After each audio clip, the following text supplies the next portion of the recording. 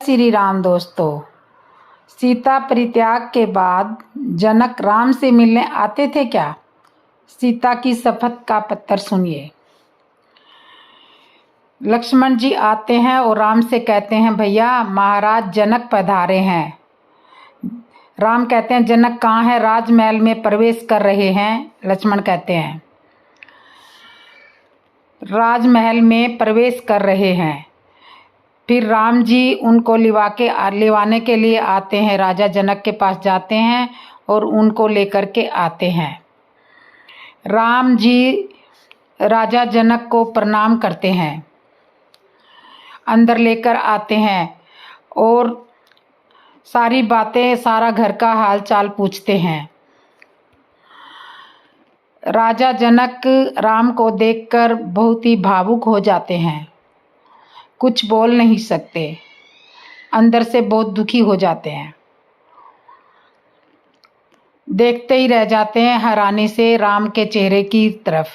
और लक्ष्मण जी भी आते हैं, जनक जी को प्रणाम करते हैं, क्योंकि जनक जी बहुत दिनों बाद में, सीता के परित्याग के बाद में राम जी से मिलने के लिए आए हैं। कुछ बोल नहीं पा रहे आपस में। इधर राम और लक्ष्मण जनक जी को देख रहे हैं, इधर जनक जी राम और लक्ष्मण जी को देख रहे हैं। धीरे से आते हैं, हाथ जोड़ के सामने खड़े हो जाते हैं, चरणों में प्रणाम करते हैं, जनक जी के हाल चाल पूछते हैं। जनक जी अपना हाल चाल सुनाते हैं, उनका हाल चाल पूछते हैं। कहिए कैसे आना हुआ? राम जी उनको कहते हैं, अंदर चलिए, बैठिए, आसन ग्रहण करिए। जनक जी कहते हैं, यहाँ नहीं, अतःपुर में चलते हैं, आइए वहीं बैठते हैं। अतःपुर के अंदर जाते हैं, वहाँ पे आसन ग्रहण करते हैं, सारा महल देखते हैं, घूमते हैं। देखते देखते राम के कक्ष के पास चले जाते हैं। वहाँ पे देखते हैं कि राम का जो बिछौना होता है वो नीचे लगा होता है। तो जनक जी देख के राम जी के बिछौने को देख के पूछते हैं, महाराज मैं आपके, राम जी कहते हैं जनक जी से कि मैं आपके हृदय की अवस्था समझता हूँ। आप कि एक दुखिया पुत्री के पिता के मन से जो सैकड़ों प्रश्न उठते हैं, वो आज आपके मन से, इस समय आपके मन में उठ रहे होंगे।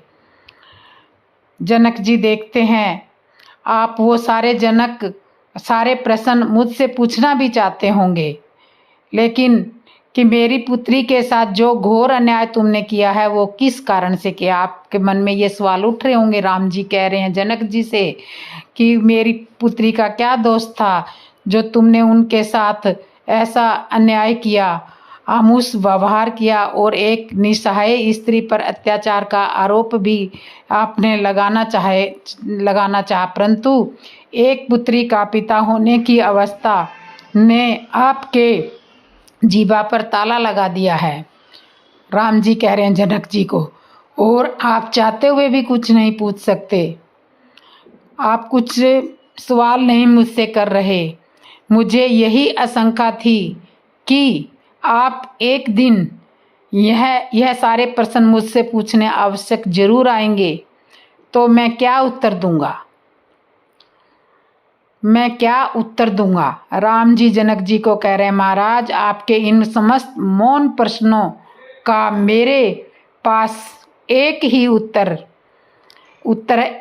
है। क्या आप जितने भी आरोप मुझ पर लगाना चाहते हो वह आप सभी सत्य हैं। जो भी आरोप आप मुझ पर लगाना चाहते हो वे सारे सत्य हैं, उनमें कोई झूठाई नहीं है। मैं परम दोषी हूँ, मैं दोषी हूँ आपका, सीता जी का। मैं अपना दोष स्वीकार करता हूँ। आप जो चाहे मुझे कष्ट दे सकते हो, आप इनके लिए जो भी दंड मुझे देना चाहते हो वह मुझे स्वीकार है।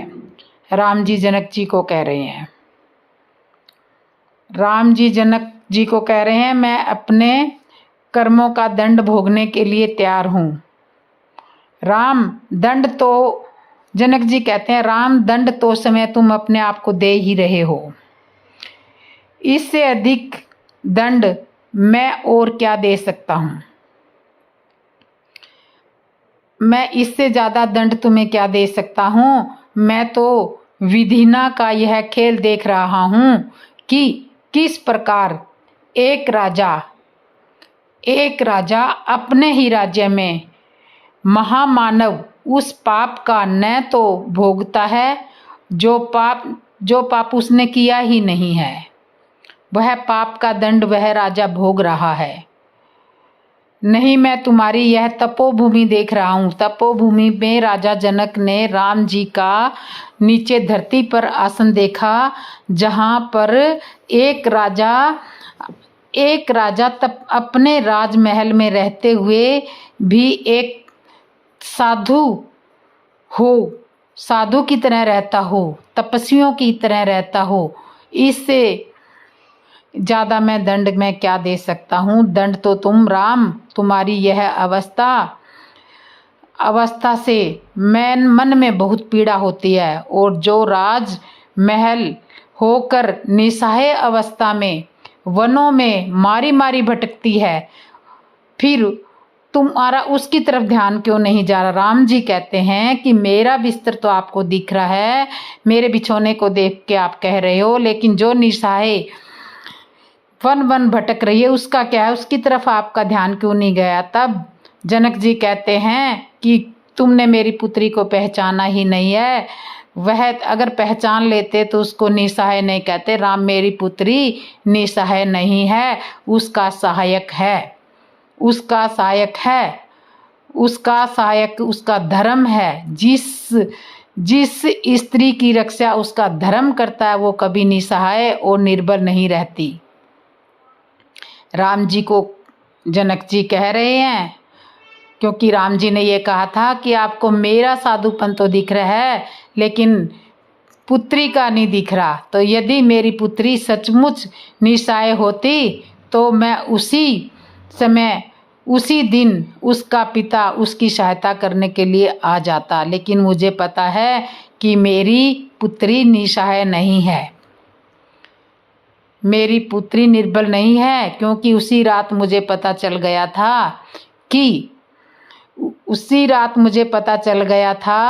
कि आप क्यों नहीं आए।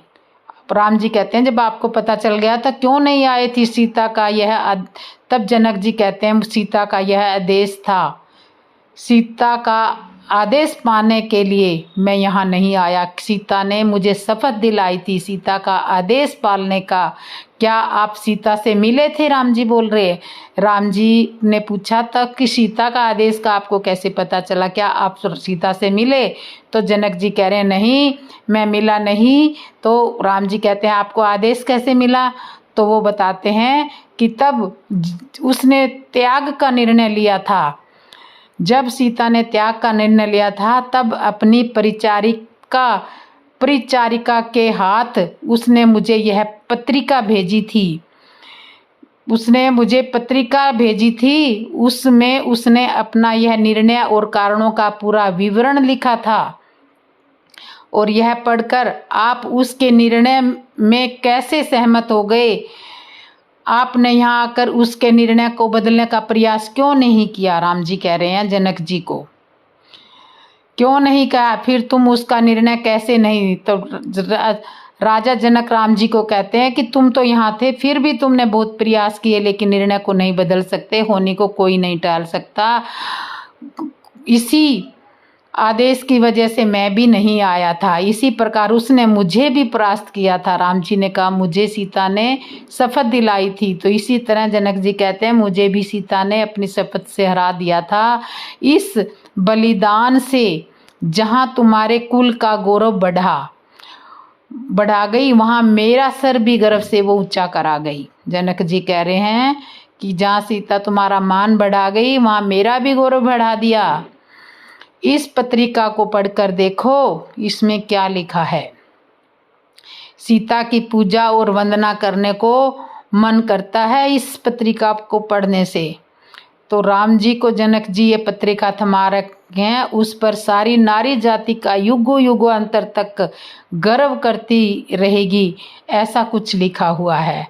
तो देखो देखो राम, इस पत्रिका में पढ़ो क्या लिखा हुआ है। जनक जी कह रहे हैं जाते हुए भी उसे तुम्हारी चिंता थी, वनवास जाते हुए भी, इसलिए तो उसने मुझे रोक दिया था। देखो देखो इस पत्रिका में क्या लिखा है। राम जी पत्रिका को पढ़ने लगते हैं। राम, जाने से पहले कितना मन करता है कि आपके चरणों के दर्शन करके जाऊं। कौन जाने फिर इस जीवन में यह अवसर मिले या ना मिले। सीता लिख रही है पत्रिका में, यदि आप यहाँ आएंगे तो अपने पिताजी के लिए लिख रही है कि मैं चरण छूना चाहती हूँ। दोषी मानकर आपके सामने नहीं टिक पाएंगे। आप अगर राघव से मिलोगे, मेरे पति आपके सामने लज्जित हो जाएंगे अगर यहाँ आएंगे तो आप वो, मैं यह सहन नहीं कर सकती, इसके लिए अब अयोध्या नहीं आएंगे, उनसे कोई प्रश्न नहीं करेंगे, इसके लिए मैं अपनी शपथ आपको देती हूँ। जनक जी को सीता ने पत्रिका के द्वारा सब कुछ लिख दिया था कि आप अगर अयोध्या आएंगे तो मेरे राघव दुखी हो जाएंगे। और एक बात की शपथ आपको देती हूँ, यदि आप यह सुने कि मेरे जाने के पश्चात राघव अपने आप को नहीं संभाल सके तो आप उसी समय अयोध्या आएंगे, उन्हें सांत्वना देंगे। मेरे राम के पास इस समय कोई बड़ा नहीं है, पिता श्री रहे नहीं है, माताएं बहुत दूर हैं, बाकी सब छोटे हैं, अपना दुख वो किसे बताएंगे। इस समय उन्हें आपके सहारे की बड़ी आवश्यकता होगी। अगर वो अपने आप को नहीं संभाल पाए तब आप राम जी के पास आना, वरना तो आप अगर राम जी अपने आप को संभाल लेंगे, पत्रिका में सीता लिख रही है कि राम जी अगर अपने आप को संभाल लेंगे तो आप अयोध्या मत आना और मेरे राघव से कोई भी प्रश्न मत करना, क्योंकि इन सब प्रश्नों को सुन करके वो बहुत दुखी होंगे और अपने आप को घृणित महसूस करेंगे। और अगर वो नहीं संभाल पाए अपने आप को तो फिर आप उनको सांत्वना देने के लिए, उनको संभालने के लिए ज़रूर आना, क्योंकि उनके पास कोई बड़ा नहीं है उनको समझाने के लिए। और इसलिए जब तुम्हारी अवस्था से विवश होकर लक्ष्मण ने मुझे यह संदेशा भेजा कि तुमने कितना कठोर व धन किया है, लक्ष्मण जी के हाथ भेजी थी, इस प्रकार तुम संसार से विरक्त होते जाते, जनक जी कह रहे हैं विरक्त होते जाते हो तो मुझे आना पड़ा। आप संसार से विरक्त होते जा रहे थे, इसलिए मुझे आपके पास आना पड़ा, जनक जी कह रहे हैं, क्योंकि लक्ष्मण जी ने उनको संदेशा भेजा था कि राम जी अंदर से टूट चुके हैं, तो इसलिए जनक जी राम जी से मिलने के लिए आए थे। लक्ष्मण जी की तरफ राम जी देख के कहते हैं कि लक्ष्मण तूने ये क्या किया।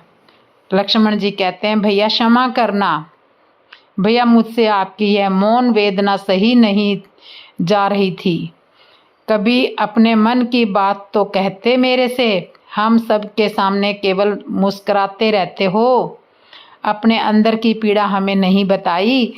एक मुस्कान से आंसू की नदी पर बांध बन जाएगा, किनारे टूट जाएंगे, बाढ़ आ जाएगी, सारी अयोध्या डूब जाएगी, फिर क्या होगा। इसी आशंका से भयभीत होकर मैंने महाराज को संदेश भेजा, रघुकुल की नाव मझधार में है, इसे आकर संभालिए। ये लक्ष्मण ने जनक जी को लिखा था। तो तब जनक जी राम जी को संभालने के लिए, उनको सांत्वना देने के लिए आए थे। राम, मैं तुम्हें यह कहने आया हूँ कि मेरी पुत्री का बलिदान विफल मत करिए, विफल मत होने दीजिए, विफल मत करो। उसने इतना बड़ा त्याग किया है तुम्हें आदर्श राजा सिद्ध करने के लिए, जो अपनी प्रजा को सुख समृद्धि दे, तुम दुख को अपना साथी बना लोगे तो दूसरों को क्या सुख दोगे। राम जी को समझा रहे हैं कि तुम दूसरों को क्या सुख दोगे और फिर तुम्हारी आत्म पीड़ा की तरंगे सीता जहाँ भी रहती है, जहाँ भी होगी, उस तक आवश्यक पहुँचती होगी। तो इस तरह से सीता भी वन में पहले से दुखी है और दुखी हो जाएगी। तो यह समझाने के लिए अपनी विलंब से तुम उसे विभल करते रहोगे, क्योंकि पति पत्नी की आत्माएं एक गुण संबंध से एक दूसरे के साथ जुड़ी रहती है। मैं राम को यही समझा रहा हूँ, सीता के गर्भ में पल रही अपने संतान के लिए तुम्हें अपने मन को पीड़ा के क्षेत्र से निकालकर कर्म के क्षेत्र में लगाना होगा। पीड़ा के क्षेत्र से निकालकर कर्म के मन में लगाना होगा। सीता की माता महारानी सुनैना ने भी मुझे तुमसे यही कहने के लिए कहा है कि राम को कहना, माता के केवल आदेश भेजा है, समय नहीं आ पाई सुनैना। जनक जी के हाथों आदेश भेजा है कि ठीक ही तो है, जिस अयोध्या में सीता नहीं उस मृत नगरी में आकर वह क्या करती। नहीं रानी, ऐसी बात राम जी कह रहे हैं कि ठीक ही तो नहीं आई, जहाँ सीता नहीं मृत नगरी के बराबर क्या करती। तो राजा जनक कह रहे हैं वो आना तो चाहती थी, परंतु उसका स्वास्थ्य ऐसी अवस्था में आने के लिए ठीक नहीं था, वो पलंग से उठ भी नहीं सकती। तो क्या हुआ, माता को बेटी का दुख तो माँ ही जानती है। सुनैना का दुख, माँ से अपनी बेटी का दुख सहन नहीं होता। राम जी कहते हैं दुख सहन नहीं होता तो वो कैसे उठ के आ सकती थी। जिस दिन पत्थर मिला वह अपना कलेजा पकड़कर पलंग पर बैठ गई और आज तक फिर नहीं उठी। एक माँ की पीड़ा ऐसी ही होती है। पिता की भांति उसका हृदय कठोर नहीं है। माँ माँ ही होती है, माँ है। पुत्री के लिए उसका बहुत बड़ा दुख होता है पुत्री का। सुनैना आज बहुत दुखी है। माँ मेरे पापों के फल स्वरूप सभी पीड़ा भुगत रहे हैं। वो मेरे लिए क्या सोचती है, क्या सोचती होंगी। राम जी कह रहे हैं वो मेरे लिए क्या सोच रही होंगी। राम, हमारी पुत्री के साथ इतना बड़ा अन्याय हुआ है और वह जिसके कारण हमारी पुत्री इतना महान कष्ट भोग रही है, यह 2 घड़ी के लिए सांत्वना देने भी नहीं आ सकी, सांत्वना देने के लिए भी नहीं आया। यदि आपकी आज्ञा हो तो मुझे उनकी सेवा में जाना की इजाज़त दीजिए। जनक जी से राम जी कह रहे हैं तो याद हो सकता है तो बड़ा उपकार होगा हम पर तुम्हारे जाने से महारानी सुनैना को टस बन जाएगी। तो राम जी कह रहे हैं अगर राम सुनैना से मिलने चले जाओगे तो तुम्हें देखते ही वो बहुत खुश हो जाएगी, शायद वह बच भी जाए, क्योंकि अब तो वह जैसे बैठी है वैसे टस से मस नहीं हो रही है, वह पलंग पे ही बैठी है। मैं यह जानता हूँ कि फिर भी आप महाराज, अयोध्या के महाराज को मिथिला बुलाने का साहस नहीं कर